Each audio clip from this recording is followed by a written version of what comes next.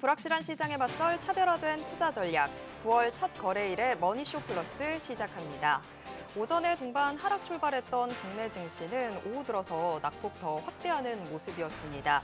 코스피 지수 1% 넘게 하락 마감했는데요. 3,142선에서 거래를 마쳤습니다. 코스닥 시장 역시 1%가 넘는 하락률 보이고 있습니다. 785선에서 거래 마칠 것으로 예상되고 있습니다. 우리가 쉬는 사이에 뉴욕 증시를 좀 보면 알리바바 쇼크로 크게 내리는 모습 보였습니다. 이로 인해서 오늘 국내 증시 반도체 주들한테는 좀 악재가 컸던 하루가 아니었나 싶은데요.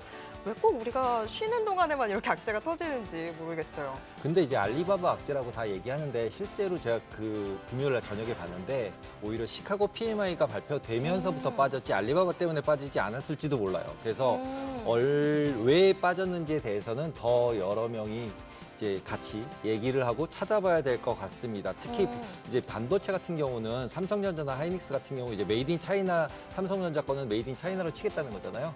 그렇기 때문에 우리나라는 더 타격을 보고 있다라고 보시면 될 것 같습니다. 저도 그냥 계속해서 알리바바 쇼크다라고 해서 반도체가 굉장히 큰 역할을 했다라고 생각을 했었는데 지금 뭐 경제 지표도 따져봐야 되는 것 같고 여러모로 시장 심층적으로 봐야 되는 것 같습니다. 오늘 저희와 함께 체크해 보시길 바라겠습니다. 자, 그리고 지금 보시고 계신 머니쇼는 SBS 비즈 앱과 유튜브에서 실시간 시청 가능합니다. 또 더 많은 국내 주식 정보 받아보실 분들은 카카오톡 채널 머니랩 추가해 주시기 바랍니다. 그럼 오늘 증시 인사이트 출연자 모시고 자세한 이야기 나눠보겠습니다. GFM 투자연구소 이진우 소장 모셨습니다. 안녕하세요. 네, 안녕하세요. 네. 9월의 첫 거래일 일단 국내 증시는 파란색으로 물이 들었습니다. 원래 9월 뭐 시장 분위기 안 좋다라고 얘기를 하는데 오늘 소장님 넥타이도 파란색인데 혹시 9월 시장의 분위기를 먼저 암시해 주시는 건가요? 그러네요. 시작 첫날부터 조금 안 좋습니다. 예. 주말에 뭐 뉴욕에서 말씀하신 그 뭐 제2의 딥식 쇼크라고 할 정도로 이제 알리바바가 이제 치고 나오는 그래서 엔비디아의 독점 체제를 좀 흔들 수 있겠다 하는 그런 내용도 있었지만 그래도 뭐 주말에 마쳤던 야간 선물 봐서는 우리는 그래도 충격이 덜할까 싶었는데 이거 갈수록 낙폭을 회복을 확대하고. 못하네요. 네, 이 부분도 크고 수급 측면에서도 외국인들이 특히나 뭐 현선물 할 것 없이 이렇게 막 팔기 시작하니까 역시 만만찮겠다 싶은 생각이 들고 이제 9월은 다들 뭐 조금씩 이제 조심스럽게 맞이한 거는 맞아요, 그죠? 그래서 보니 지금 한번 그걸 봤거든요. 오늘 미국 장은 노동절이라고 열리지는 않습니다만 네. 월가 지금 매체들은 분위기 어떻게 잡나 싶어서 방송 준비하면서 보니까 마켓워치는 이렇게 나오는 거예요. 이 extreme sensitivity라고 아주 극단적인 어떤 민감도라고 해야 될까? 주식시장에 있어서 그러면서 바로 이 jobs 데이터 고용지표부터 얘기합니다. 이거 이제 뭐 그게 금요일 날 나오잖아요. 고용보고서. 금요일 날 나오는 그런 얘기인데 이거부터 이제 결국 이번 주에는 이런저런 이벤트나 지표 중에 여기에 이제 모든 시장에 관심이 쏠렸구나 하는 거고 CNBC 기사 하나는 이거였어요. 이 기사가 이제 나왔다가 제일 위에 나왔던 이 기사가 나왔다가 그 다음에 좀 있으니까 대문 기사는 또 이걸로 바뀌었는데 중국의 8월 팩토리 액티비티 이제 뭐 공장 쪽의 활동 산업 활동이 조금 예상치를 올라섰다 하는 얘기인데 이 제목 보세요. 글로벌 위크 헤드 이번 주 어떤가 했는데 Welcome to September 해놓고 World's least loved month입니다. 9월이 월가에서는 가장 사랑받지 못한 달이었어요. 그렇게 해서 대충 분위기는 우리가 알겠고 오른쪽에 보면 알리바바는 날아가고 있고 비아디 주식은 또 떨어지고 있고 뭐 그런 얘기인데 아니 도대체 여기서 이걸 갖다가 중국의 활동이 얼마나 좋아졌는지 트럼프 대통령이 원하는 게 결국 미국에서 전부 이런 장면들을 갖다가 볼 수 있는 그 세상을 원하는지 모든 제조업이 다 중국으로 들어가지고 미국 시민들이 이제 이런 일까지도 감당해야 되는 그걸 진짜 원하는 건지 모르겠습니다만 이 내용이네요. 레이팅 독이라고 뭐 중국어 발음이 따로 있던데 그거는 흉내를 못 내겠고 여기서 낸 수치하고 S&P 글로벌하고 낸 수치가 이번에 같았습니다. 50.5. 그래서 이제 50을 기준으로 살피지 않습니까? 이 PMI는 살짝 올라섰는데 지금 뭐 제목은 거창합니다. 이 제조업 섹터의 이 컨디션이 개선되고 있는데 quickest pace in 5 그러니까 5개월 내에 가장 빠른 속도로 뭐 한다 해서 뭐 얼마나 대단한 거 싶었더니 요 정도예요. 요 정도고 S&P 500 글로벌도 이제 좀 좋아졌다 하는 그런 얘기입니다. 그래서 지금 중국 증시 잘 나가죠. 오늘도 중국만 좋습니다. 심천 이렇고요. 중간에 조금 밀리더라도 계속해서 매수세가 들어오면서 아래꼬리 달리면서 이렇게 일본 가는데 다소 좀 억지스러운 면은 있습니다만 잘 가고 있고 홍콩도 마찬가지고 알리바바는 이런 상황이에요. 상장 이후 그 모든 흐름인데 지금 이제 오늘 이 개법 출발하는 이런 모습들입니다. 이런 상황이고 위안화도 약세예요. 아니. 위안화 강세죠. 달러 위안 환율이 이렇게 흘러내리니까 여기서 이제 보면은 이 무렵 2017년, 2018년 이 무렵부터 이제 그때 우리가 7위안 돌파한다고 뭐 포치 하던 그 시절이었습니다.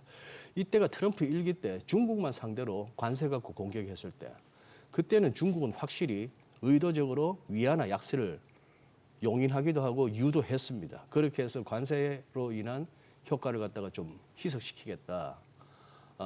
수출업자들이 그래도 조금이라도 낮은 가격으로 이렇게 공급할 수 있게끔. 왜? 그만큼 위안화로 바꿀 때 많이 위안화로 바꿀 수 있으니까 환율이 올라가면 위안화 약세가 되면 그런 상황이었는데 이번 2기에는 달러 약세가 워낙 급격한데 그것만큼은 아니지만 즉 최근 들어서 위안화를 갖다가 관세 때문에 억지로 유도하지는 않겠다. 뭐 이런 의도도 보이고 어떻게 보면 남들은 지금 15%다 25%다 두드려 맞고 있는 와중에 중국은 지금 아직도 유예잖아요. 뭐 그런 상황이기도 합니다. 한 상황인데 보는 김에 그것도 한번 보시죠. S&P 글로벌이 뭐 중국만 발표한 게 아니고 우리나라도 있길래 한번 살펴보니까 전달 48이고 이번에 48.3 조금 좋아지긴 좋아졌습니다만 숫자 자체는 좋아졌습니다만 여전히 50 밑에 있네요. 그렇죠. 50 아래인데 제목이 이러네요. 이 S&P 500, S&P 글로벌이 평가하기를 muted demand입니다. 수요가 거의 뭐 입국 단물을 우리 뮤트 아시잖아요. 네. 지금 수요가 이런 상황이다. 이게 결국은 사우스코리아의 어떤 그 제조업 쪽의 퍼포먼스를 갖다가 계속 댐픈시킨다. 이렇게 가라앉게 하고 있다는 얘기입니다. 그래서 아웃풋 측면에서나 그리고 뉴오더 신규 주문 측면에서나 이게 계속해서 지속적으로 줄어들고 있다 하는 그런 거고 그다음에 이거 엑스포트 세일즈 수출 쪽에 있어서 가장 급격한 최근 4개월 내 가장 급격한 sharpest fall 이런 얘기가 나오고 그나마 조금 긍정적인 코멘트는 요거 하나 비즈니스 센티멘트는 조금 이렇게 포지티브하게 긍정적으로 돌았대요. 그리고 고용 수준도 조금 오르고 뭐 이런 정도로 나옵니다만 고만고만합니다. 그래서 이 부분이 계속 신경 쓰입니다. 뉴 오더 새로운 신규 주문에 있어서의 sharp reduction 급격한 어떤 감소. 요게 이제 그래 되니까 우리 증시가 이런 상황 하에서 잘 가기도 만만치 않다 하는 생각이 드네요. 그럼 이게 지금 관세 영향이 닿고 있다라는 건가요? 관세 영향이 아무래도 있다고 봐야죠. 있다고 봐야 되겠고 지금 뭐 우리 내수가 엉망인 거는 마찬가지 뭐 다 우리가 공감하실 거고. 예. 근데 지금 안 가져오신 것 중에 미국 PMI 안 가져오셨잖아요. 예. 네, 미국은 시카고 PMI가 금요일 날 발표가 됐는데 네. 실제로 예상보다 나쁘게 발표가 됐잖아요. 그렇습니다. 거기도. 중국은 좋아지고 있고 한국도 나빠지고 있고 미국도 나빠지고 있고 네. 근데 예상보다 굉장히 나쁘게 나왔고 시카고 PMI가. 네, 시카고 PMI가 나쁘게 나왔고 딱 그 시간대에 급락하기 시작을 했거든요. 네. 실제로 알리바바 뉴스 때문이 아니라 네. 딱 그 지표 나오자마자부터 완전 일자로 내려왔어요. 거의 한 30분 동안 다 내려왔고 이제 그냥 계속 바닥에 있었거든요. 네. 그런데 이제 그거를 뉴스들이 열심히 찾더니 알리바바 때문이다. 아. 이러고서 이제 답안지를 붙이고 있었는데 그래서 예. 저는 오히려 PMI가 도대체 어떻게 나왔길래 이렇게 난리를 쳤나 이렇게 찾아보면 고용 부분이 나빠졌더라고요, 진짜로. 미국에? 아까 앞에서 미국계. 네, 그러면은 네. 실제로 전 세계에서 이렇게 PMI가 올라가는 나라가 중국밖에 없는 건가요? 지금 그러네요 보니까. 그죠? 현재 수치상으로 나타나는 PMI 지표는 중국만 올라가고 있습니다. 이런 뭐 역설적인 상황이 나오고 있으니까. 트럼프가 맞아요. 가장 달가워하지 않을 상황이 되는 것 같은데요. 뭐 결과적으로 그렇게 되고 있네요. 결과적으로 그렇게 되고 있는데 그러니 지금 제가 준비하면서 시카고 PMI 빠뜨렸네요. 빠뜨렸고 그러면 지난 주말 나왔던 이런저런 지표들 한번 보시죠. 뭐 네. 보시고 시카고 PMI만큼이나 사실은 오늘 발표돼야 되는데 휴일이다 보니까 ISM 제조업 지수가 내일 이제 발표되겠죠. 미국. 그것도 한번 보셔야 될 것 같아요. 그것도 만약에 안 좋으면 한데 우선 요거 지난 주말에 나왔던 PC 물가 지표 이렇게 나왔는데 지금 문제는 요겁니다. 이제 관로 안에 거는 저널이었고 그리고 요거는 이번 건데 뭐 2.6에서 2.6 그대로 PC 월도 지난달 0.3에서 0.2니까 헤드라인 PC 물가는 나쁘지 않아요. 그리고 이제 요것도 근원도 전월 비해서 0.3 시장 예상치에 맞다. 뭐 전년 대비로는 0.1%포인트 올랐지만 뭐 아직 3자는 아니다 하는 차원인데 문제는 요거죠. 살짝 머리를 든다는 거. 머리를 든다는 것이고 그래도 3은 아니다 하는 건데 이거 뭐 단순하게 월로 0.3이면은 곱하기 12 하시면은 3.6이잖아요. 3.6 플러스 알파 약간의 그런 식으로 됐을 때 과연 이게 그래서 제목을 이렇게 잡았습니다. 황소도 곰도 그리고 통화 정책을 펼쳐야 되는 연준 내에서는 비둘기도 매도 이거 보면은 할 말이 있는 거예요. 그죠? 이 정도 물가면은 뭐 됐잖아. 무슨 금리 4.5 지금 너무 높은 거 아니야? 좀 낮춰도 될 것 같은데 하는 거고. 매파 진영이나 증시 내에 이제 곰 세력들은 야 이거 슬금슬금 올라가잖아. 올라가고 있는데. 앞으로 더 올라갈 것 같은데 분위기는 돌아가는 게 뭐 이런 식으로 하니 과연 이제 그래서 5월가에서는 9월은 어떻게 내리겠는데 금리를 이제 그 11월하고 12월 이후 계속 내릴 수 있겠느냐 하는 거죠. 그러니까 이것도 뭐 강 대표님 말씀하신 시카고 PMI나 요거나 비슷하게 흐름이 그랬어요. 소비자 심리 지수가 꺾였고 신뢰 지수도 62.7에서 58.2, 기대 지수도 57.7에서 55.9. 뭐 그런 상황입니다. 현재 경제 상황 지수는 68에서 61.7 뚝 떨어졌는데 요거 자료 이쁘죠. 아침에 이충강 대표님 출연 못 하셨길래 그 자료 제가 뺐었습니다. 아침에 전화 연결로 예, 하시더라고요. 그래가지고 기대 인플레이션도 올라갔어요. 1년 후 4.5에서 4.8로 5년 후는 3.4에서 3.5로 이렇게 올라가니까 소비자 심리도 꺾여 기대 인플레이션은 조금이라도 올라가 이런 식으로 되니 금리 인하에 대한 부분도 9월은 한다 하더라도 그 이후가 이제 좀 조심스럽고 요거는 이제 글로벌 모니터에서 가져온 그래프입니다만 미국의 상품 무역 수지입니다. 이 Y축이 마이너스예요. 밑으로 뚝뚝 떨어지는 지금 적자입니다.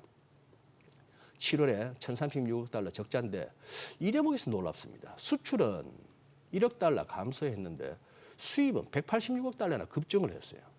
7월 뭐 그런 시기라서 관세로 그렇게 난리를 치는데도 불구하고 수입은 여전하고 미국산의 수출은 별로 안 늘고 하는 게 지금 현실입니다. 현실인데 그러다 보니까 이제 아까 마켓워치가 이번 주 시작하면서 결국 잡스 데이터라고 했던 이유는 이제 결국 이번 주말에 나오는 난팜이 어떻게 나올까 하는 부분이거든요.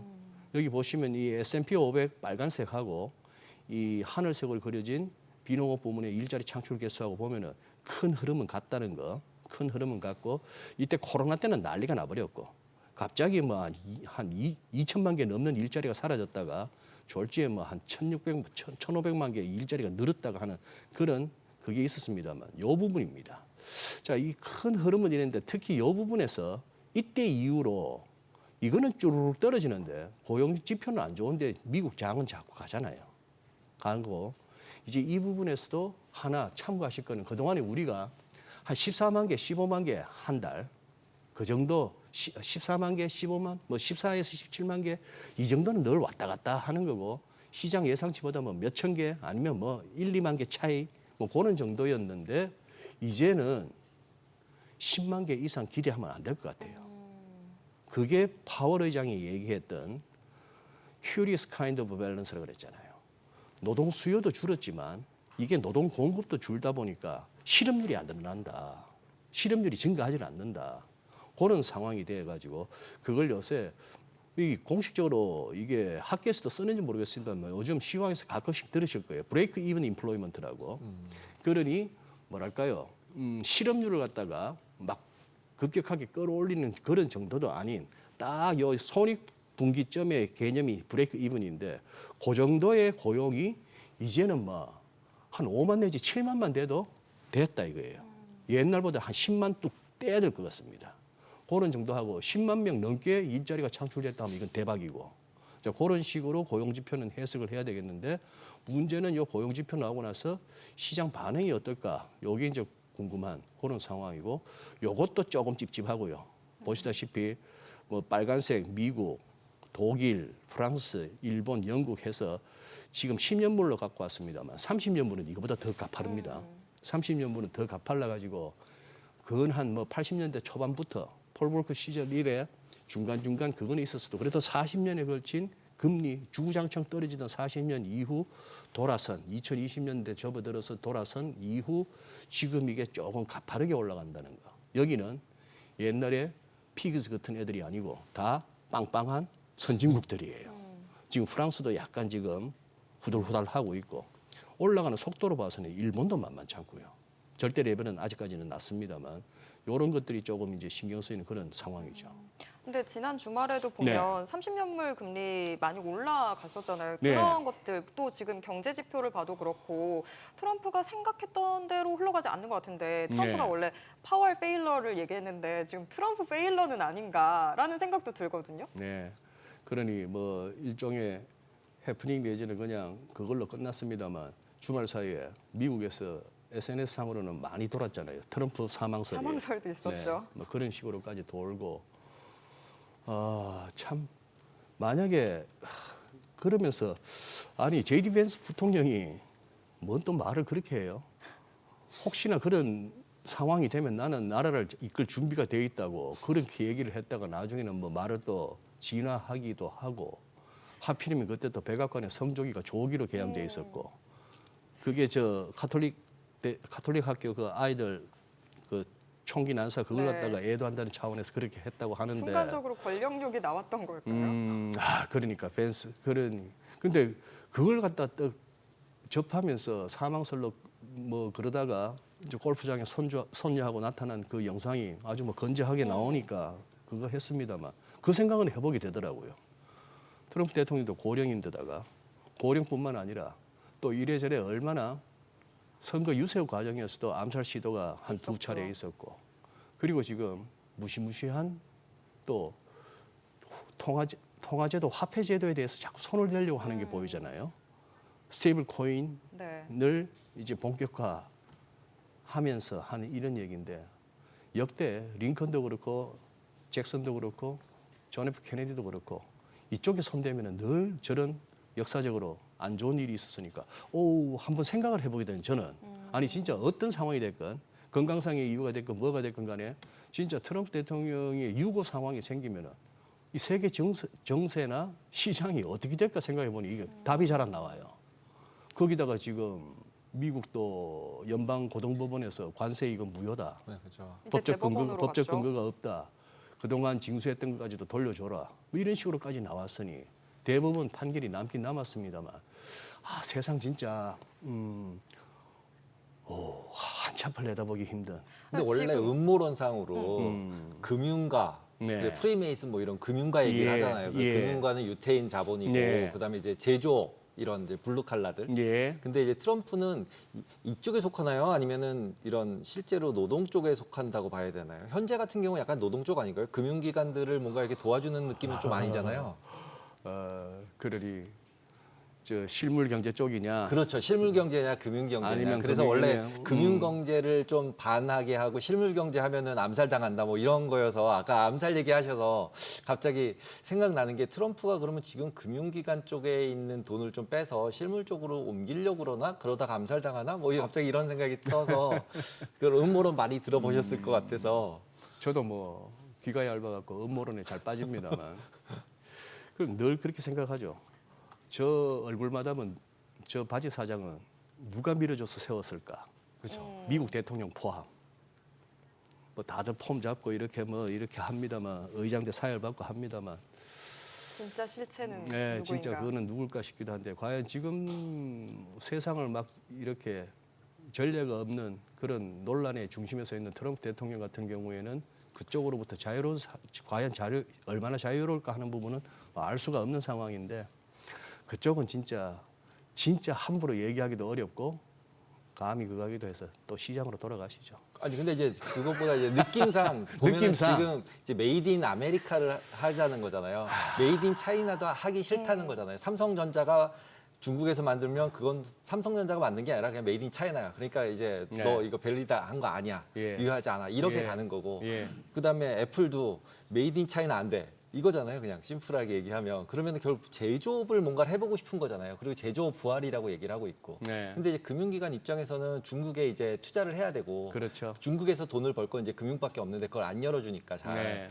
그러니까 이제 그런 거 생각해 보면 지금 트럼프는 제조업을 좀 밀어주고 있는 것 같은데 제가 네. 보기에는 약간 예. 과거에 이제 약간 금융 쪽을 밀어주는 거 대비해서 그리고 약간 트럼프는 부동산이니까 금융하고는 조금은 비슷하지만 다른 느낌인데 그러다 보면은 좀 뭔가 지금 아까 말씀하셨듯이 진짜 그런 사태가 발생을 하면 어떻게 될까 이런 생각이 한번 진짜로 그런 상상 드네요. 한번 해보시죠. 네. 예를 들어서 각국 뭐 유럽의 정상들이라든지 아니면 월가의 진짜 고위급들, 진짜 빵빵한 연봉에 뭐 돈 걱정 없는 사람들 그리고 그런 사람들 아니면은 뭐 군인들 자기들끼리 아니면 언론계 사람들끼리 자기들끼리 335 모여서 기업 쪽의 사람들이든지 뭐 빅테크 사장들이든지 모여서 사석에서 자기들끼리 편하게 얘기할 수 있는 자리라면은 정치는 정치인들끼리 미국의 의원들끼리 모여서 뭔 소리들 하고 살까 한번 상상을 한번 해봅니다.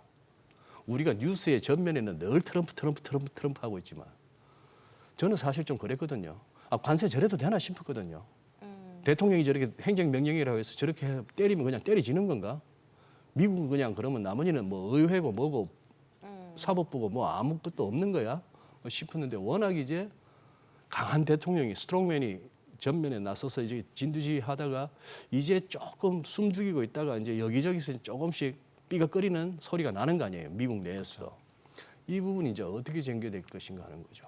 어떻게 전개될 것이며 각자 생각들은 뭐 할까요? 뭐 그 사람들 제가 방금 쭉쭉쭉 예를 들었던 이 사람들이 인류의 좀 더 안녕과 좀 더 나은 복지를 위해서 이런 거로 얘기할 집단은 거기 아무도 없습니다. 야, 뭐 저 양반 때문에 우리 좀 살만해. 아니면 저 언제 어떻게 좀 뭐 어떻게 안 될까? 죽겠어. 뭐 이런 얘기 하고 있지 않을까요? 그런 생각들을 하는데 우리 같은 민초들이야, 우리 같은 개미들이야 뭐 하겠습니까? 여기서 그냥 어떻게 하든 눈치 봐서 여기 조금 발 좀 더 담궈도 있어도 돼? 아니면 지금이라도 조금 더 물타기를 해? 아니면 좀 정리하고 좀 봐? 다들 9월은 뭐 불안하다는데 좀 빼고 있다가 한번 지켜봐. 그래서 한번 폭락이 나오면 그때 땡큐 하면서 한번 줍 해봐. 뭐 이런 생각들로 지금 가는 거 아닙니까? 지금 중국 되게 많이 아까 저희가 네. 마침 많이 올랐잖아요. 네. 그래서 이제 AI주 같은 경우도 저희도 계속 지난주부터 얘기했던 게 이제 미국 AI주를 좀 줄이고 중국 AI주 가야 된다 뭐 이런 얘기 계속 했었는데 네. 진짜로 너무 많이 빨리 올라가서 이제 중국이 예. 생각했던 것보다 너무 빨리 올라가서 이제 와서 또 중국을 사기도 무서워 보이는데 미국은 오히려 안 올랐고 빠졌잖아요. 예. 그러니까 이제 지금은 이제 수정님 보시기에는 예. 어떤 것 같으세요? AI 관련된 주식들에 대해서? AI 관련한 주식들 그 부분은 뭐 그거 합니다.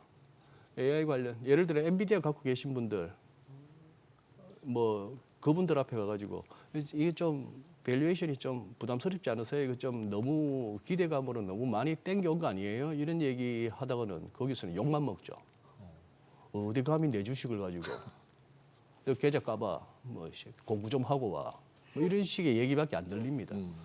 반면에 이제 또 혹시나 엔비디아 공매도를 치거나 에이, 지수 이거 좀 과해 조정 거치고 가야 돼 하는 숏돌이들하고 이제 그런 얘기하면 그지 네가 봐도 그렇지 이거예요.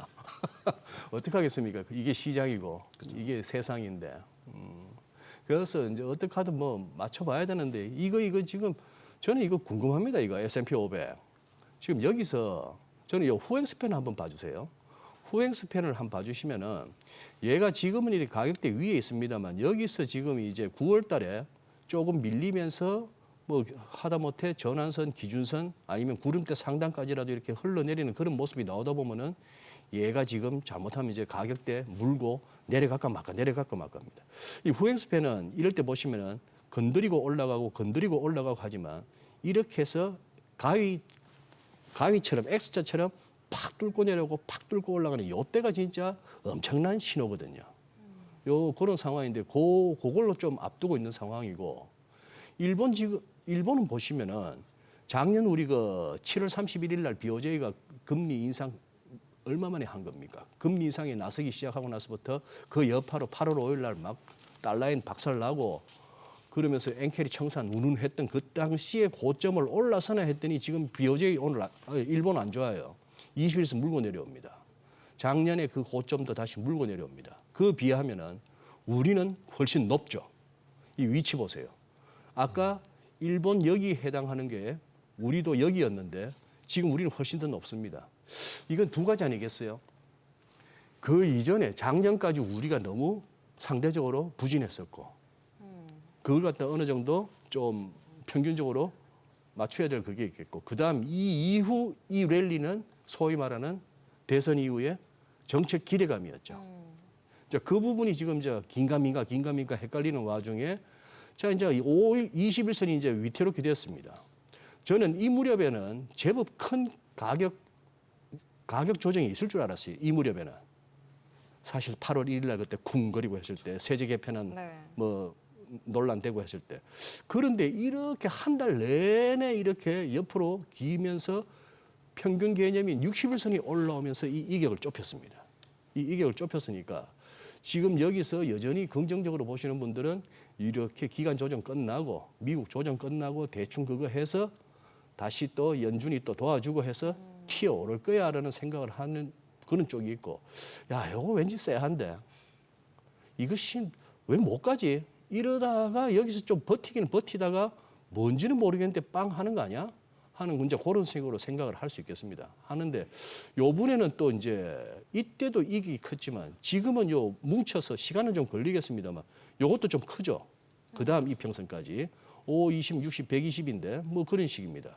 그렇다면은 어이씨 이거 일본처럼 이거 이때도 뭐 이런 식으로 이제 생각을 해보는 그런 상황이 됐는데 요거 지금 그거 저기 MACD도 한번 봐주세요. MACD 되게 무섭게 생겼는데요. MACD도 지금 요겁니다. MACD나 RSI는 지금 사실상 기술적으로만 말씀드리면 중립적입니다. 중립적이라는 말씀은 이런 식의 과매수권에서 MACD가 매도 신호 나오고 RSI도 과매수권에서 과열 신호 나오고 고점 올라가고 고점 내려오고 해서 여기서는 더 못 가 하는 신호는 나왔는데 지금 RSI가 딱 50 정도 중립이거든요. 그리고 계산상 14거래일 중에 7일 오르고 7일 빠지고 뭐 그런 장이었단 말입니다. 근데 요 MACD도 중요한 거는 매수 매도 신호도 중요하지만 요거 제로선 부근에서 굉장히 중요합니다. 여기서 결국 튀어오르면 시세 강하게 나와요. 근데 여기서 또 훅 꺾여야만이 장이 꺾여야만이 저게 이제 MACD도 그 이제 오실레이터로 볼 것 같으면은 MACD 오실레이터가 플러스에서 마이너스로 뭐 이런 식으로 가는 그 국면을 갖다가 앞두고 지금 9월 첫 주를 맞는 거예요. 뭐 볼 건 많죠. 당장 내일 모레 9월 3일 날 전성절 행사 때 뭐 시진핑, 만나고. 뭐 푸틴, 김정은 이런 사진이 영상이 막 하루 종일 우리가 뉴스를 통해서 봐야 될 거고 그 관련해서 또 어떤 설왕설래가 또 있을런지 그다음에 이제 연휴 끝내고 돌아온 미국이 첫날부터 어떤 식으로 반응하려는지 그리고 과연 이제 또 고용지표 보고 주말에 가서 어떤 식으로 하려는지 그게 이제 좀 그걸 앞두고 지금 시장이 저기서 뭐랄까요 서로 이렇게 눈치 싸움 중입니다. 이번 한 주 자체가 사실 굉장히 중요할 것 같아요. 네. 중간에는 외교적인 이슈도 있고 주 후반으로 가면 고용 보고서도 있는데 그럼 이번 한 주가 어떻게 그림을 그려지느냐에 따라서 9월 전체의 그림을 우리가 확인해 볼 수 있다. 이렇게 평가할 수 있을까요? 네, 뭐 그래서 이번 주 중에 나오는 어떤 급락과 급등 중에 어느 한쪽이든 간에 그 부분은 조금 여파가 있을 것 같고요.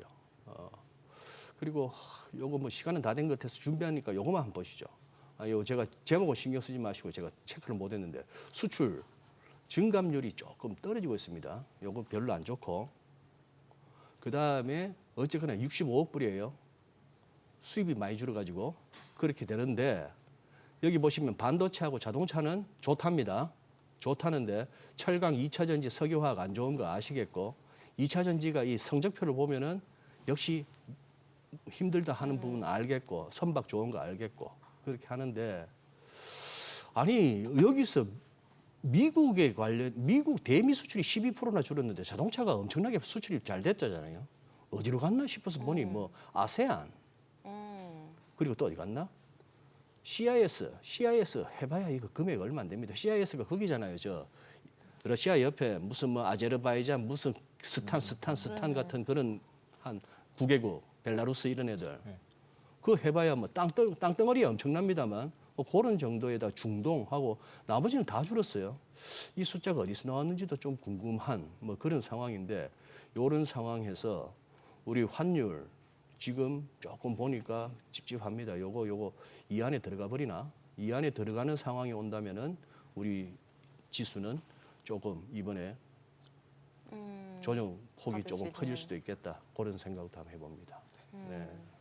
네, 굉장히 중요한 변곡점에 서 있는 상황인 것 같습니다. 계속해서 좀 잘 지켜봐야 될 것 같습니다. 오늘 말씀 여기까지 듣겠습니다. 네. 고맙습니다. 감사합니다.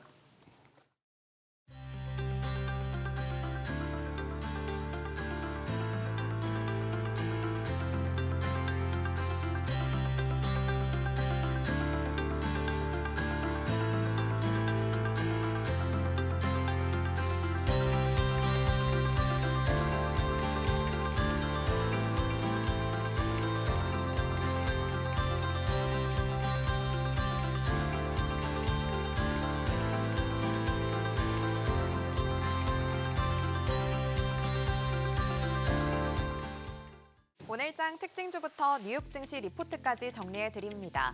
먼저 오늘 우리 증시에서 가장 주목받은 섹터 혹은 테마부터 정리해 볼 텐데요. 노란 봉투법 통과 이후 로봇 관련주가 일제히 상승 가도를 달리고 있습니다. 그중에서도 특히 유압 로봇 전문 기업 KNR 시스템은 로봇 제작에 필수적인 핵심 부품 소형 서브밸브 국산화에 성공해 국내 최초로 양산 체제에 돌입했다고 밝히면서 오늘 상한가 기록했습니다. 종가는 13,240원이고요.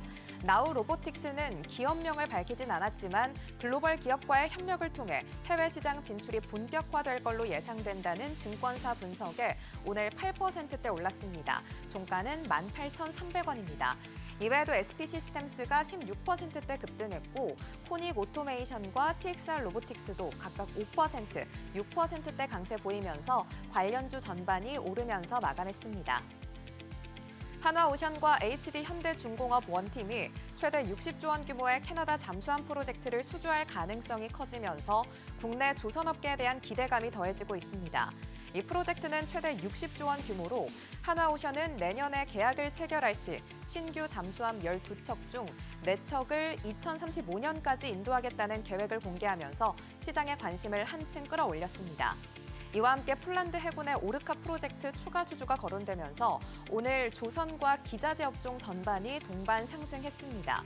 먼저 한화오션이 오늘 3.93% 오르면서 11만 6,400원에 마감했고요.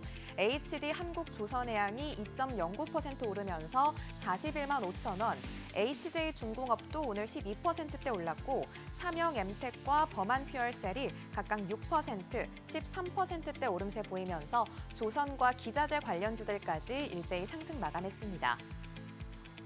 이어서 뉴욕 증시 종목에 대한 투자 의견 정리해드리겠습니다. 오늘은 최근에 실적을 발표한 엔비디아부터 팔란티어 테크놀로지 그리고 인텔까지 3가지 종목 살펴보겠습니다. 첫 번째 종목은 엔비디아입니다. 현재 주가는 174달러 선이고요. 목표 주가는 197달러 선으로 제시됐습니다. 2분기 매출은 467억 달러, 영업이익은 301억 달러로 시장 예상치를 웃돌았지만 H20과 관련된 일회성 이익이 반영된 점을 감안하면 기대치에 부합하는 수준으로 평가됩니다. 특히 데이터 센터 매출은 전분기 대비 5% 증가하면서 성장률이 수분기 만에 한 자릿수로 둔화됐습니다. 3분기 가이던스는 매출 약 529억에서 550억 달러로 컨센서스와 비슷한 수준인데 여기에는 H20 판매 예상치 약 20억에서 50억 달러가 포함돼 있지 않아서 협상 결과에 따라 추가 상향 가능성도 열려 있습니다. 향후 모멘텀은 차세대 블랙웰 칩의 중국 판매 허가 여부에 달려있다는 분석이 나오는데 시장에서는 단기 조정을 거친 뒤 중국 판매가 가시화되면 주가가 반등할 걸로 보고 있습니다. 두 번째 종목은 팔란티어입니다. 현재 주가는 156달러 선이고요. 증권사 평균 최고 목표 주가는 200달러로 제시됐습니다. 2분기 매출은 10억 400만 달러로 전년 동기 대비 48% 늘었고 영업이익률은 27%, 순이익률은 33%로 크게 개선됐습니다. 올해 상반기 민간 매출은 5억 6천만 달러로 전년 대비 82% 증가했는데 기업들은 팔란티어 AI 플랫폼으로 보험 심사 자동화, 병상 배치 최적화, 제조 라인 효율 개선 같이 비용을 절감하고 생산성을 높이는 데 활용하고 있습니다. 또 최근 미 육군과 100억 달러 규모로 10년간 이어질 최대 소프트웨어 계약을 체결했고 미국 외에도 우크라이나, 유럽 동맹국으로 확산되면서 지정학적 긴장이 커질수록 수요는 늘어날 전망입니다. 다만 올해 예상 PER이 240배가 넘어서 향후 주가는 주당 순이익 성장률이 PER 하락 속도보다 빠른가에 달려 있습니다. 세 번째 종목은 인텔입니다. 현재 주가는 24달러 선이고요. 목표 주가는 34달러로 제시됐습니다. 최근 트럼프 행정부와 지분 10%를 89억 달러에 매각하는 데 합의했는데 해외 매출 비중이 76%, 중국만 29%에 달하는 상황에서 해외 정부의 규제가 커질 수 있다는 우려가 제기되고 있습니다. 또 정부가 매입한 신주 가격이 20달러 47센트로 시장가보다 20% 낮은 수준인데다 5년 만기 신주 인수권까지 보유하게 돼서 기존 주주 가치가 희석될 수도 있습니다. 한편 지난해 파운드리 부문은 133억 달러 적자에 영업이익률은 마이너스 76%였는데 올해도 적자가 99억 달러 수준으로 예상됩니다. 결국 본격적인 회복은 2026년에서 2027년 사이 출시될 18AP와 14A 공정에서 수율과 품질을 입증하고 주요 HPC 고객을 확보할 수 있느냐에 달려있다는 분석입니다. 오늘은 이렇게 세 가지 종목에 대한 국내 증권사들의 분석 살펴봤습니다. 뉴욕 증시 투자 전략 세우는데 참고해 보시기 바랍니다. 지금까지 종목 리포트였습니다.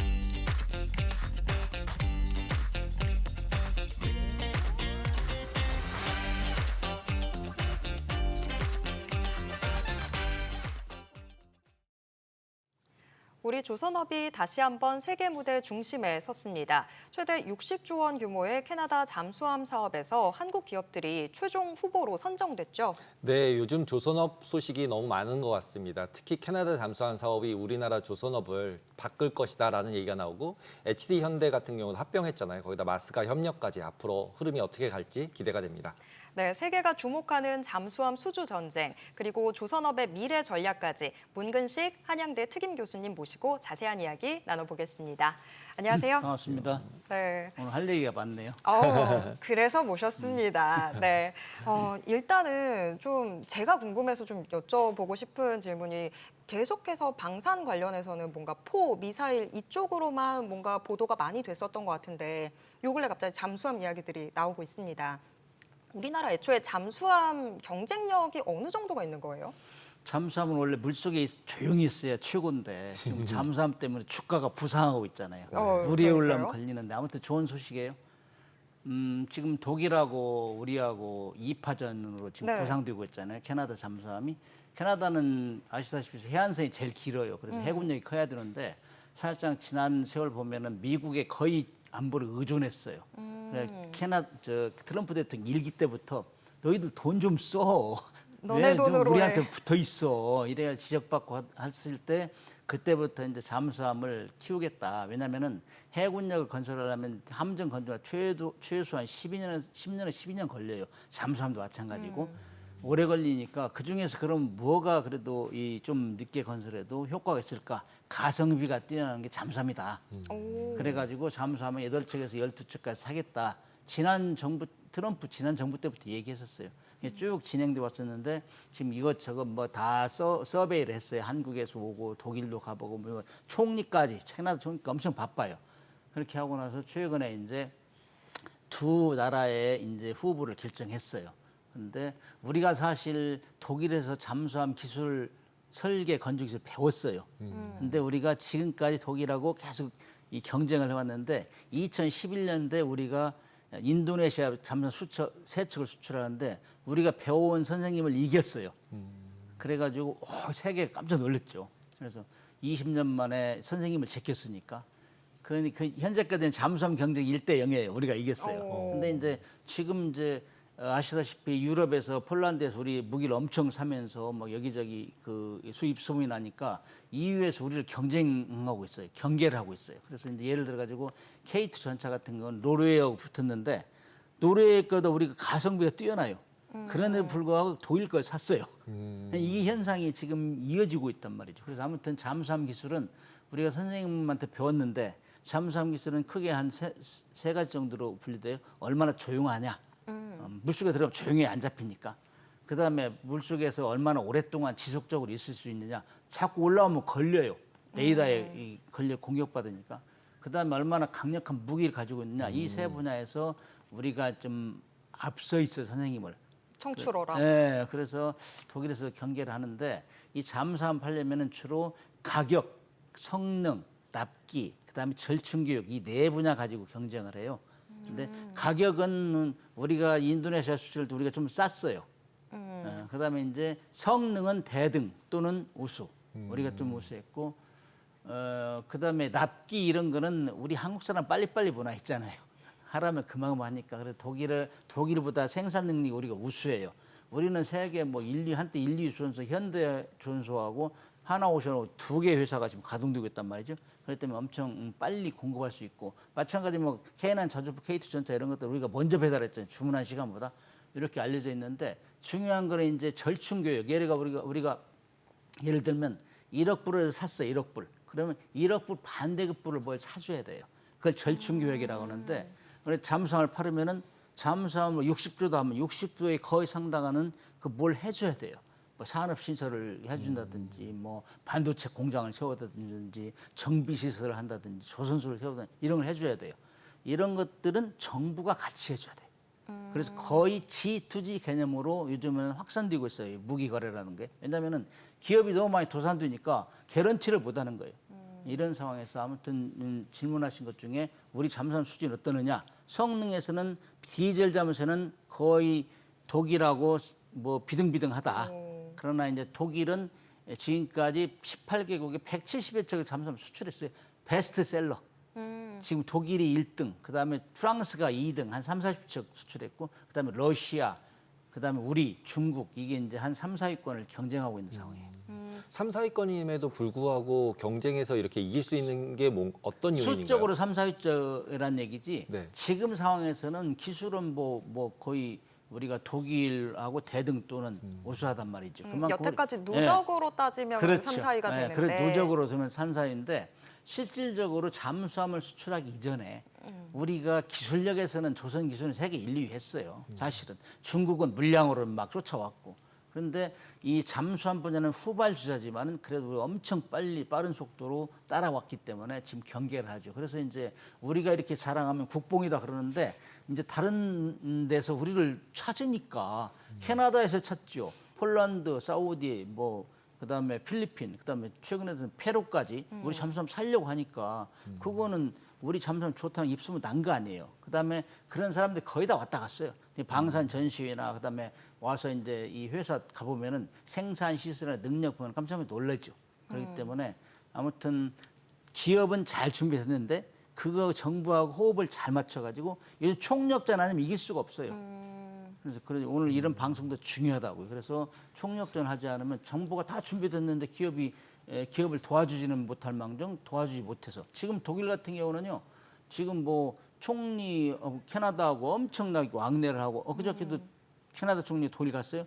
독일에서도 막 외교관들 보내고 대사급 가서 하고 그다음에 뭐 독일어 수소 경제 협력도 하자. 그다음에 유럽 조달 국방 조달 협정도 맺고 이래가지고 엄청나게 바쁘게 물밑작전을 원래 잠수함이 물밑작전을 하는데 이 기획을 지금 물밑작전 엄청 하고 있어요. 우리도 그래서 지금 막 귀 기울이고 있는데 우리나라는 정부는 어느 부서에서 이런 걸 담당해서 같이 막 같이 해야 돼요. 되나요? 산업부, 그다음에 산업부. 국방부, 외교부 이 총력전을 해요. 거기에 이제 맨 앞에 있는 게 방위사업청이죠.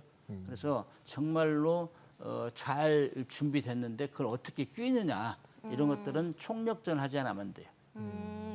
근데 지금 보면 한국이 캐나다한테 제안했던 게 장보고함이라고 하던데 뭐 스펙이 좋다라고 이야기는 나오지만 일반인인 제가 보기엔 스펙이 뭐 얼마나 좋다라는 건지 이게 잘 안 와닿더라고요. 우리 잠수함은 1,200톤짜리 9척, 1,800톤짜리 9척. 이거는 독일에서 원자재를 사다가 하나오션하고 HD 현대중공업 교로 건조해 조립 생산한 거예요. 그렇게 하면서 언제까지 사올 거야? 우리가 독자적으로 만들자. 그래가지고 리엔지니어링, 력설계도 하고 수리하면서 다 노하우를 습득해가지고 우리가 3,000톤짜리를 독자적으로 만들었어요. 그게 2021년에 나온 게 그게 도산 안창호급 잠수함. 이거는 디젤 잠수함 중에서 3,000톤급에는 뭐 일본하고 우리하고 호주만 가지고 있어요. 그 탑이 그 크기도 크고 독일은 여태까지 2,000톤짜리 이하만 만들었어요. 거기 크고 장비도 공격력도 우수하고 조용하고 제가 이제 독일에서 가져온 잠수함을 제가 함장까지 했단 말이죠. 그렇기 때문에 저는 알아요. 우리 후배들이 또 그 새로만 3,000톤짜리 훈련을 하면 성능을 비교한단 말이에요. 그래서 우리가 그걸 성능을 익히 알고 있고 그래서 이거는 엄청나게 우수하단 말이죠. 그래서 이제 이런 것들은 이제 3,000톤짜리인데 지금 캐나다에서 원하는 거는 2,500에서 3,000톤짜리. 그래서 장기간 작전할 수 있는 캐나다는 그 북극해 동쪽으로는 대서양 왼쪽으로는 뭐 저 태평 다 끼고 있잖아요. 그래서 오랫동안 작전할 수 있는 배 그다음에 2,500에서 3,000톤짜리 그 정도를 지금 원하는데 우리가 장보고 그 조금 전에 3라고 했는데 장보고 3 배치 2 잘 몰라요. 3,000톤짜리 그거를 우리가 오퍼를 했어요. 3,000톤짜리 지금 세 척을 만들어서 이미 작전하고 있고 그다음에 또 세 척을 만드는데 그걸 배치 2라고 해요. 묶음 다발이라는 영어 묶음 다발이라는 얘기인데 그거를 제한하는 거예요. 그래서 그 독일에서 제한하는 거는 2,500톤 플러스 마이너스. 우리는 3,000톤 플러스 마이너스. 플러스 정도 되겠죠. 그런데 이제 차이가 나는 것 중에 하나는 디젤 잠수함은 원래 납축 전지를 사용해요. 건전지. 물 위에 다닐 때는 엔진을 돌려가지고 전기를 생산해서 하는데 물속에 들어가면 공기가 없잖아요. 엔진을 돌릴 수가 없잖아요. 물속에 들어가기 전에 다 충전해요. 우리 뭐 배터리 충전하듯이.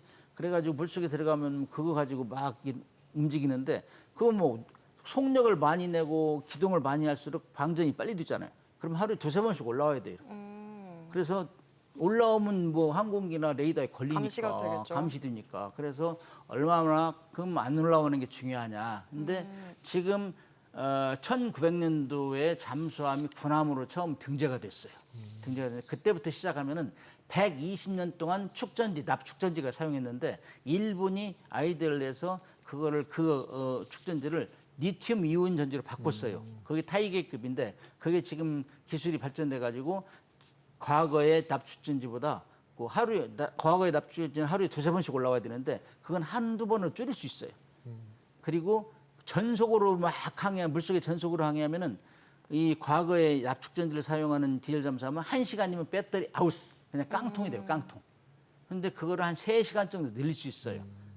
리튬 이온 전지를 쓰면은 그게 향상돼 있고 그다음에 독일 같은 데는 AIP라는 걸 가지고 핵잠수함을 갖기로 하는데 핵잠수함은 뭐 정치적으로 막 문제가 되고 비싸고 기술도 아니고 난이도도 높고 그러잖아요. 그래서 디젤 잠수함에 특수한 전지를 활용해서 안 올라오고 물 위에 안 올라오고 1주 정도 견디던 기존의 잠수함을 한 2주를 더 늘려요. 3주까지. 이걸 AIP 그래요.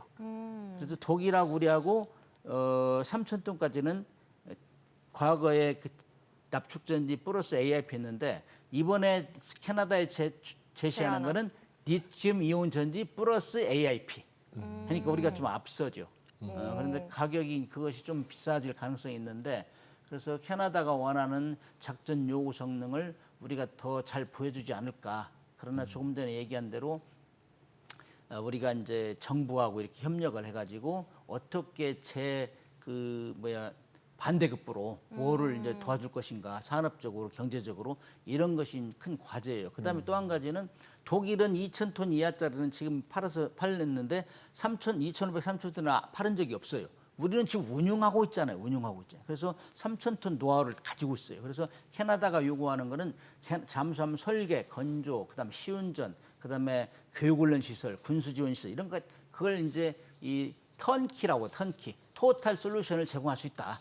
그렇게 제의하면 이건 차별화가 될 수 있죠. 그다음에 캐나다 같은 경우는 해군뿐만이 아니라 육군, 공군 무기도 살려고 해요. 우리는 한국은 전쟁이 하지 않으면서 가장 빨리 군수 산업이 발달된 나라로 정평에 나 있거든요. 그래서 뭐 유럽이 이런 데 살려고 하는 거예요. 우리 무기가 검증되어 있기 때문에. 그런 차원에서는 우리가 약간 우수하다. 그런 얘기를 할 수 있죠. 그럼 그런 차원에서 현대중공업, HD 현대중공업이랑 HD 현대미포가 합병하면은 오히려 더 경쟁력을 갖게 되는 건가요? 그렇지, 시너지 효과가 있죠. 왜냐하면 이제 미국하고 이제 조선업 협력을 하기로 했잖아요. 제가 군 생활하면 30년 이상 했는데 미국이 우리한테 이렇게 갈급하게 요청한 한 번도 없어요. 우리가 지금 봐야 오히려 도와주는 단계라고요. 그래서 하려다 보니까 미국은 지금 조선업이 엄청나게 후진돼 있어요. 그래서 이거를 다시 그레이트 어게인 하겠다, 쉽빌딩을. 그래서 이번에 이제 협상하면서 했는데 그렇게 하다 보니까 미국이 엄청난 물량이 있잖아요. 자기들은 못 만들어내요. 우리한테 만들어 달라 같이 이렇게 했으면 우리는 기술은 앞서 있어요. 그 물량을 찾기 쉽지 않은데 미국에서 들어와야 된다. 그렇게 하려면은 현대조선소 지금 우리 한국에서 뭐 연간 매출액이 46조 이렇게 되는데 이런 회사가 보니까 그 갑자기 물량이 들어오면 배를 지를 도크가 있어야 되잖아. 도크. 근데 미포조선소 같은 경우는 방산 시설이 없어요. 그래서 합병을 하면은 그것도 군함도 만들 수 있고 상선도 받을 수 있고 그런 시너지 효과가 나는 거죠. 그다음에 이제 우리하고 가장 경쟁이 심한 중국은 지금 1, 2조선소를 합병했어요. 그래가지고 자기들이 막 총지휘해가지고 선택과 집중을 하겠다. 우리 한국하고 일본하고 이런 능가해서 특히 한국하고 미국하고 지금 협력 단계에 있으니까 배가 아픈 거예요. 그래서 합병해가지고 1위를 유지하려고 이런 경쟁이 지금 심화되고 있어요. 근데 지금 뭐 합병으로 인해서 기술적인 시너지는 뭐 나올 수 있겠다라는 생각이 드는데 이 둘의 합병 소식이 나오고 난 이후에 HD 현대중공업, 뭐 현대미포 같은 경우에 주가 움직임 자체는 좀 약간 불안했던 게 둘의 합병 비율을 가지고 계속 얘기를 하더라고요. 그 합병 비율이 문제가 되는 건 아무래도 둘의 덩치 차이 때문일까요? 그렇죠. 이제 결론적으로 보면은 미포 선수가 좀 이익을 봤다. 이렇게 얘기할 수 있죠. 작으니까. HD 현대 좀 잘 나가는 기업잖아요. 거기는 이제 물량이 엄청 많아요. 근데 이제 미포 선수는 연간 매출액이 한 8.5조, 그다음에 현대중공업 14조 이상이고 이렇게 되기 때문에 일단 주가가 차이 나죠. 기존 주가가 그 현대중공업 같은 경우는 47만 원, 미포조는 19만 원 그러더라고요. 그렇기 때문에 엄청 차이가 나요. 등치 차이가 나고 밸류가 차이 나는 거죠. 그렇기 때문에 그다음에 연 매출액, 작년 매출액 다 토탈해서 자기들 이제 저는 계산하는 법 모르지만 다 해가지고 해가지고 이 정도는 현대중공업의 한 40% 되겠어 이렇게 판정을 한 것 같아요. 그래서 그렇게 해가지고 하면은 이제 제가 볼 때는 미포존스는 좋아할 거고 현대중공업 야 우리하고 이렇게 비교도 안 되는데 이렇게 찾아와. 근데 아무튼 우리 거니까 그래서 이제 향후 미국의 물량을 소화하기 위해서는 이렇게 이 둘이 합병하면서 시너지 효과가 낼 것이고 아마 굉장히 경제 효과가 많을 것이다. 저는 그렇게 예상합니다. 아까 말씀하실 때 이제 리튬이온 말씀하셨는데 결국 2차 전지잖아요. 그래서 그렇죠. 결국 2차 전지도 또 잠수함에 연동이 되겠구나라는 생각도 들고 그다음에는 보통 SMR이 요즘 유행이잖아요. 원자력. 근데 우리나라는 원자력 잠수함이나 이거는 미국한테 허락을 받아야 만들 수 있는 건가요? 그렇지 않아요. 그건 잘못된 상식이고 네. 우라늄은 원자력 잠수함 우라늄이 들어가요. 우라늄은 핵무기 원료잖아요. 그래서 우라늄이 농축도에 따라서 이제 무기를 생산하는 게 다른데 농축도가 90% 이상 되면 핵무기를 만들 수 있다는 오해를 가져요.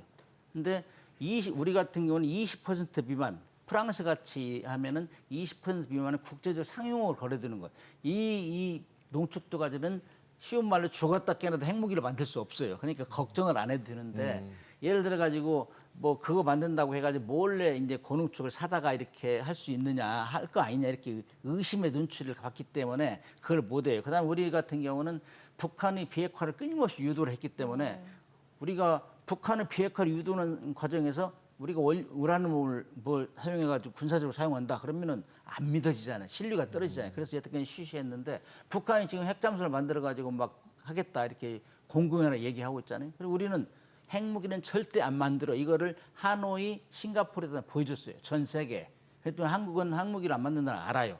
그렇기 때문에 의심의 눈초리가 없고 그다음에 북한이 핵무기를 소형화해서 SLBM을 만들어가지고 지금 잠수함에 집어넣는 단계에 있는데 그거는 핵 추진 잠수함 아니면 그 감시할 수가 없어요. 전술상. 그래도 우리가 만들어야 된다 이런 얘기를 하기 때문에 미국에서도 뭐 그거는 어쩔 수 없지 하는 상황이에요 지금. 그러나 미국이 걱정하는 거는 핵무기를 만들지 말라 이거기 때문에 미국에서 우라늄을 사왔을 때 미국의 기술을 가져왔을 때 그거를 군사적으로 전용하려면 한미 원자력 협정에 이제 이 동의를 받아야 돼요. 근데 미국에서 아니고 다른 국가에서 우라늄을 사오는 거 이런 거는 미국 허락 필요 없어요. 그다음에 우리가 이제 군사적으로 사용할 때도 핵무기를 만들지 않는다는 전 세계에 이제 공표를 하고 IAEA에 보고만 하면 돼요. 그럼 IAEA에서 핵무기는 안 만들어. 여기는 자국 방어로서 불가피한 수순이야. 이렇게 인정을 하면 문제가 없어요. 근데 마치 막 미국에서 허락하는 것 같이 지난 문재인 정부 때 협력을 요청했었어요. 근데 미국에서도 아니 북한은 뭐 핵무기 만들고 소형화 경량화해가지고 자기도 위협하고 있는데 한국이 만들어서 최전방에서 막아주면 좋지 않아?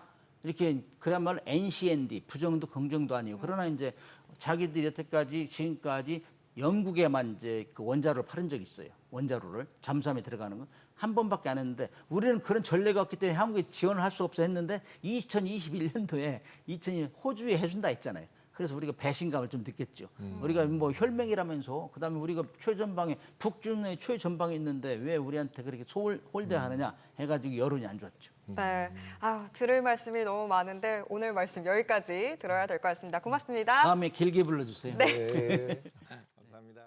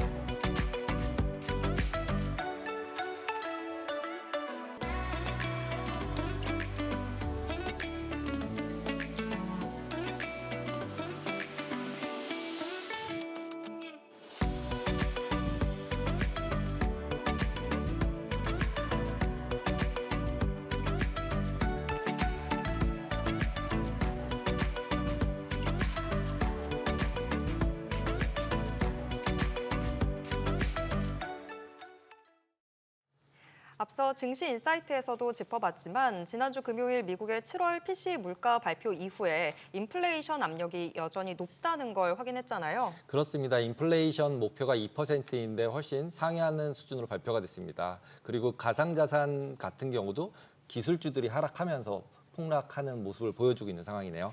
네, 비트코인이고 알트코인이고 관계없이 조정을 이어가고 있는 가상자산 시장. 한 주간 흐름은 어땠는지 투자 관점에서 어떤 점에 주목하면 될지 알아보겠습니다. 언디파인드 랩스 조동현 대표 모셨습니다. 안녕하세요. 네, 안녕하세요. 네, 좀 전에 오후에도 살짝 보니까 암호화폐 시장 전반적으로 하락세 보이고 있던데 한 주간 흐름 어땠나요? 한 주간 이제 흐름 자체는 이제 계속적인 어떤 매도세로 인해서 시장 분위기는 그렇게 좋진 않았습니다. 근데 말씀 주신 것처럼 이제 거시경제에 여러 가지 이슈가 있기도 하고 뭐 앞으로 이제 금리 인하를 계속적으로 가져갈지도 시장에서 이제 불확실성으로 작용을 하는데요. 이제 비트코인과 이더리움의 이제 단기적인 조정 자체는 재밌게도 특정 어떤 큰 그 물량을 갖고 있는 고래들이 조금씩 매도하기 시작했다는 게 시장에 큰 영향을 줬습니다. 이게 좀 살펴보면 좀 재밌는 게 뭐냐면요. 지금까지 이제 비트코인과 이더리움 같은 경우는 ETF나 기업들의 매수세로서 굉장히 크게 올라왔잖아요. 네. 근데 지금 비트코인을 10만 개 이상 갖고 있는 한 명의 주체가 네. 계속적으로 지금 매도하고 있습니다. 근데 10만 개라고 하면 이게 얼마인지 감이 안 잡히는데 15조 원이에요. 근데 15조 원치를 지금 중에 이제 일부를 한 2만개에서 3만 개 가량을 지금 시장 매도를 하고 있습니다. 근데 대부분 지금 기관 투자자들이 갖고 있었던 물량을 정리할 때 장외 거래로 시장의 충격을 최소화하면서 사실 매도를 해왔는데 이번 이제 고래 자체는 시장에서 던지고 있어요. 근데 이게 시장에서 매도하고 있다는 거는 자신도 이 물량이 계속적으로 시장에 흘러가면 가격적으로 안 좋을 거 알면서도 의도적으로 이게 매도하고 있다는 게 사실 그 어떤 투자자의 어떤 전략인 것 같아요. 그러다 보니까 이제 비트코인 자체는 화면과 같이 계속적으로 이제 하락하고 있는 좀 상태다라고 좀 볼 수 있고 또 이 고래가 2010년도부터 계속적으로 축적했던 물량인데 재밌게도 비트코인을 팔고 이더리움을 또 사고 있습니다. 네. 이더리움 가격이 또 최근에 많이 올랐잖아요. 이 고래의 어떤 영향이 또 사실 크게 작용을 한 거고요. 또 이 틈을 타서 기존에 갖고 있었던 이더리움 홀더들은 또 물량을 또 정리하고 있어요. 그러다 보니까 이게 지금 고래 전쟁입니다. 어떻게 보면 기관 수급과 ETF 수급은 전하고 달라진 게 별로 없어요. 저번 주만 하더라도 한 5천억 달러 정도 비트코인이 유입이 됐고요. 이더리움 같은 경우는 한 2천억에서 3천억 달러 정도의 자금이 유입이 됐습니다. 그럼에도 불구하고 가격은 큰 폭 하락하고 있거든요. 결국에는 지금 몇몇의 어떤 큰 물량을 갖고 있는 고래들이 시장 매도를 하면서 뭐 이 블록체인 시장 자체를 조금 좌지우지하고 있다. 이렇게 정리할 수 있을 것 같습니다. 근데 보통 이제 우리가 생각할 때 가격은 어차피 수급으로 결정된다라고 생각하잖아요. 그래서 지금 그 수급에서 고래라고 하시는 게 보통 개인인가요? 아니면 뭐 기관이라고 봐야 되나요? 그러니까 뭐 크립토 기관이라고 해야 되나요? 네, 재밌게도 블록체인은 누가 샀는지 알 수가 없잖아요. 익명. 익명이죠, 익명성. 그래서 익명성 뒤에 이제 숨은 한 명의 주체 자체가 사실 매도하고 지금 매수를 하고 있는 거기 때문에 이게 누군지 밝혀지지가 않았어요. 저희가 뭔가 추정을 해볼 수도 없나요? 이게 개인이다, 기관이다? 근데 물량 자체가 초반에 이제 비트코인을 10만 개 이상 매집했을 때 자체 가격도 한화로 하면 7천억 원 이상이었습니다. 그러다 보니까 기관 투자자라고 볼 수밖에 없는 거죠. 근데 이제 보통 이렇게 일부러 아까 말씀하신 것처럼 거래소에서 자기가 하락하는 거 알면서 저렇게 팔 때는 요즘같이 파생 상품 많은 상황에서는 선물도 있고 옵션도 그쵸. 있고 여러 개가 많을 텐데 그런 거를 이렇게 좀 관리를 해주거나 모니터링을 해서 불공정 매매를 하는 거를 잡아주는 기관이나 이런 게 있나요, 없나요? 있습니다. 그 미국에 상장되어 있는 이제 갤럭시라고 하는 이제 기업 자체가 그 말씀 주신 내용을 하고 있어요. 그래서 장외 거래 쪽에서도 가장 이제 많은 거래를 하고 있고 사실 그들 통해서 사실 그 물량을 정리하게 되면 시장의 영향이 굉장히 적어요. 근데 이번 고래는 뭔가 자신이 의도를 갖고 시장에 매도를 하고 있는 거죠. 아무래도 이제 파생 상품으로 또 큰 이익을 내기 위해서 그러는 것 같습니다. 왜냐하면 비트코인을 매도하고 이더리움을 매수했다고 했잖아요. 근데 매수한 것 중에 3분의 1은 현물로 들고 있고 3분의 2는 이제 그 이더리움 이제 롱이라고 하죠. 롱 포지션을 구축했거든요. 이런 걸 보면 파생 상품에서 더 큰 돈을 벌기 위한 하나의 좀 전략이지 않나라고 이제 비추어지고 있습니다. 근데 불공정 거래 아닌가요? 주식시장에서 그러면 다 잡혀갈 것 같은데 잡아가는 사람이 있나요? 여긴 없죠. 예.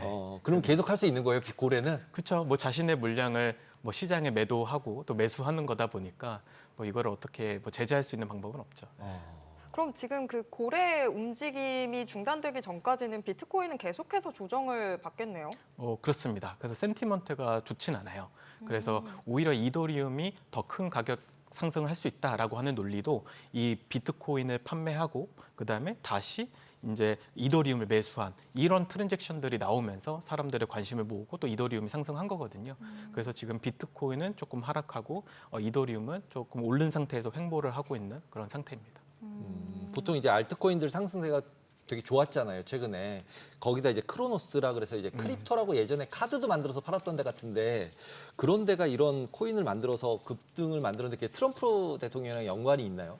그렇죠. 이제 트럼프 대통령이 이제 갖고 있는 미디어 기업과 이제 크로노스라고 하는 이 코인을 만든 정확히 말하면 회사죠. 크립토닷컴이라는 회사가 서로 이제 전략적 협의 파트너십을 맺고서 좀 여러 가지 이제 유즈 케이스를 만들겠다고 했습니다. 근데 재밌게도 이제 화면에 보시는 이 크로노스 코인 자체는 거래소가 만든 코인이에요. 이제 이 블록체인 시장에는 거래소들이 코인을 발행을 하거든요. 물론 이제 국내 거래소들은 그런 것을 안 하고 있지만 이제 해외에 있는 거래소들은 많이 하고 있습니다. 대표적으로 이제 바이낸스라고 하는 이제 그 거래소는 이제 BNB라고 하는 이제 코인을 발행하기도 했고 바이빗이라고 하는 이제 거래소도 멘틀이라고 하는 코인을 발행하기도 했거든요. 이런 크립토닷컴이 만든 사실 코인이 바로 이제 크로노스 코인입니다. 근데 최근에 유통량을 소각한다는 뉴스가 나오고 나서 한 3배 정도 올랐습니다. 그래서 처음에는 이제 1,000억 개의 이제 코인이 발행이 되었었는데 이 중에 700억 개를 소각하겠다, 즉 70%를 소각하겠다 발표하면서 이제 큰 상승을 만들었죠. 근데 재밌게도 가격 자체가 이제 3배 올랐으니까 사람 투자자들은 좋잖아요. 근데 이 코인을 이제 발행한 이제 기업에서 다시 되돌리자, 700억 개 소각했던 거 다시 되돌리자라고 하면서 지금 투표를 하고 있습니다. 근데 이제 대부분의 이 코인들을 누가 많이 갖고 있냐라고 하면 거래소들이 많이 갖고 있잖아요. 그러다 보니까 사실 투표 권한도 거래소가 가장 많습니다. 그래서 이런 것들을 신속하게 갑자기 다시 소각을 무효한다라는 걸 사실 이렇게 통과를 시켰는데 아직까지는 가격에 반영이 되고 있지는 않아요. 근데 솔직히 지금 말씀 들어보면 솔직히 비트코인 말고 나머지 코인들은 저렇게 그냥 많이 가진 사람들끼리 그냥 동의만 하면 그냥 다 없앴다가 발행했다 막 이럴 수 있는 거예요? 그럼 그쵸. 솔직히 그걸 믿고 어떻게 투자를 하죠? 이런 거를 못 믿기 때문에 이제 미디어의 역할이 굉장히 중요해요. 왜냐하면 이런 정보 자체를 일반 사람들한테까지도 이렇게 전파가 돼야 되는데 그렇진 않잖아요. 그러다 보니까 이런 갑자기 급등했기 때문에 이 코인이 좋아 보이고 또 그러다 보니 매수를 하면은 좀 큰 어떤 손실을 좀 입을 수가 있죠. 네. 근데 지금 말씀하신 거대로 하면 일단 매도를 치면 반영 안 했으니까 무조건 돈 버는 거 아닌가요? 그렇죠. 아까 전에 이제 소각한다 그래서 올렸었는데 그쵸. 소각 안 하기로 했는데 안 내려가고 있으니까 그쵸. 그 뉴스가 밝혀지면 무조건 내려가야 정상인 거죠. 그렇죠, 그렇죠. 그러면은 왜 안 하고 있죠, 다들? 지금 이제 사실 시장에 유통되고 있는 코인 자체를 누가 매수를 해서 올렸는지도 사실 중요한데요. 사실 일반 소매 투자자들이 이걸 매수해 갖고 올린 것 같지는 않습니다. 오히려 이제 이 거래소하고 이제 코인을 유통해주는 이제 마켓 메이커들이 보통 이런 어떤 가격 흐름을 일부 이제 조절을 하기 때문에 제 생각에는 이런 마켓 메이커들이 아직 가격을 내리지 않았다. 왜냐하면 어차피 자신들의 물량을 사실 21년부터 22년 그 하락장 때 사실 많이 하락했었거든요. 그때부터 지금 한 4년 동안 자신들이 밑에서 계속 받았을 테니까 이런 수급 자체가 정상적으로 보이진 않아요. 네. 정말 고래들 움직임에 지금 계속해서 영향을 받게 되는 것 같은데 또 그런가 하면 솔라나도 요새는 시장이 또 굉장히 주목하고 있더라고요. 솔라나에 지금 관심이 몰리게 되는 요인들 어떤 게 있을까요? 굉장히 단순합니다. 이제 비트코인이 상승하고 그 다음에 이더리움이 상승을 하면 다음에는 이제 그 다음 시총이 큰 혹은 이제 상위 이제 알트코인들이 이제 상승한다라고 하는 논리 자체가 지난 상승장부터 이제 사람들의 머릿속에 각인이 되어 있는 사실 하나의 그 논리예요. 근데 이제 그 솔라나가 이제 가야 하지 않겠냐라고 하는 논리는 사실 거기서 나온 거고요. 실질적으로 가격이 오를 수 있는 모멘텀이 몇 개 있습니다. 대표적으로는 이제 ETF를 좀 앞두고 있죠. 그래서 솔라나뿐만 아니라 리플, 라이트코인 같은 ETF들이 이제 10월달 기준으로 이제 이게 어떻게 될지 안 될지가 가부가 결정이 되는데 미국에서 이제 블룸버그 리서처들이 대부분 ETF의 이 승인 여부를 굉장히 잘 맞춰요. 이더리움뿐만 아니라 비트코인도 어떻게 보면 그들이 이제 예측해갖고 맞췄었거든요. 근데 그들이 얘기하기로는 솔라나라, 그다음에 리플, 그다음에 라이트코인 같은 경우는 95% 확률로 ETF가 출시될 거다라고 지금 얘기를 하고 있고 그러다 보니 얼마 남지 않았잖아요. 한두 달 후면은 솔라나 ETF가 계속적으로 승인이 되고 그래서 이제 어떻게 보면 매수세가 들어올 수 있다. 라는 논리죠. 근데 재밌게도 비트코인과 이더리움 ETF가 승인이 났을 때는 사실 하락이 나왔습니다. 왜냐하면 기존에 이미 사모펀드로 많은 물량을 매집을 했던 곳에서 ETF로 이렇게 전환하려는 흐름이 있거든요. 왜냐하면 사모펀드는 비용이 비싸잖아요. 그러다 보니까 그런 흐름 때문에 어떤 매도와 이제 매수가 사실 이렇게 좀 혼돈이 돼서 이제 가격이 내려가는 경향이 있어서 사실 솔라나 ETF만 보고서 솔라나를 어떻게 가격이 올라갈 거다라고 얘기하기에는 조금 조심스럽긴 합니다.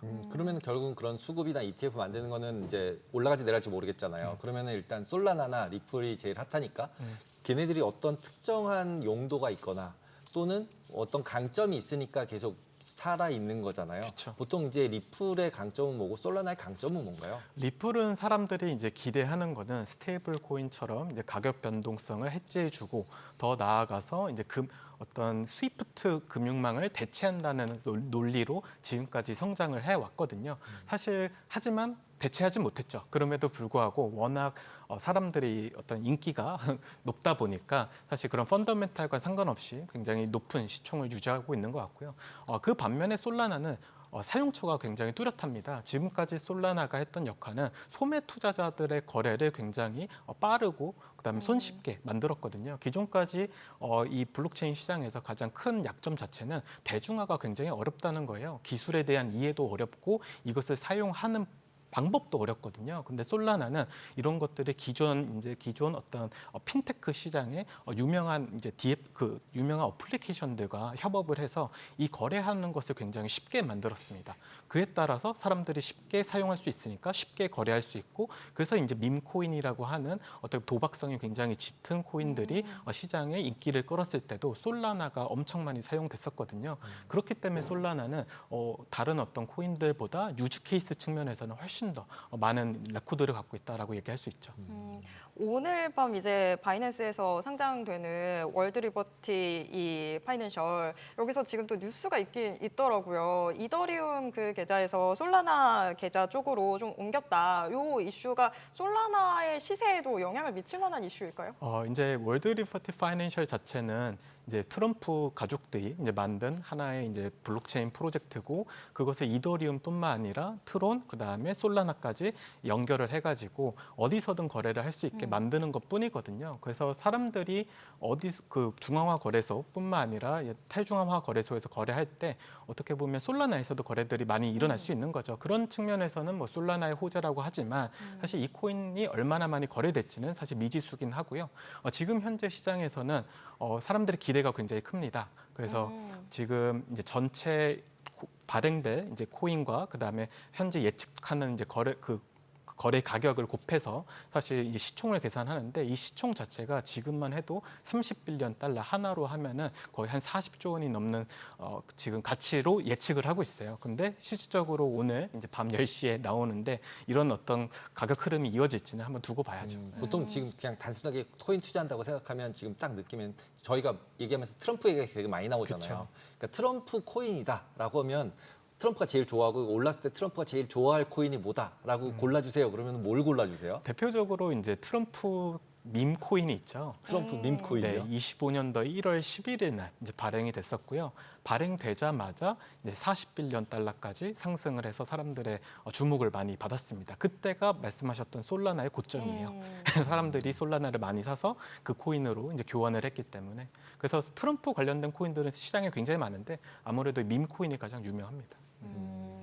하지만 또 민코인 지금은 위험하지 않을까요? 위험하죠. 그래서 밈코인은 이 전문 투자자 아니고서는 사실 잘 건드리면 안 되는 사실 종목이긴 합니다. 네, 오늘 말씀 여기까지 듣겠습니다. 고맙습니다. 네, 감사합니다.